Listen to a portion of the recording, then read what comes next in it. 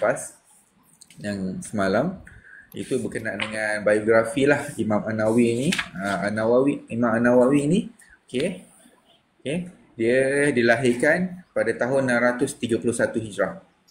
Imam Nawawi dilahirkan pada bulan Muharram tahun 631 Hijrah di Nawa.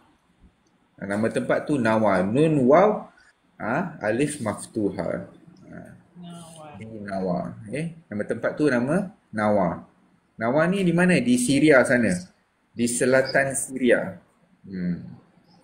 Nama tempat tu Nawa. Dan di Tahun situ berapa tadi? Sorry.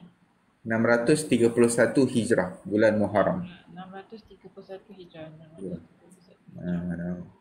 631 Hijrah, bulan Muharram. Okey, di selatan Syria, Nawa tempat tu, dan di situlah Imam Nawawi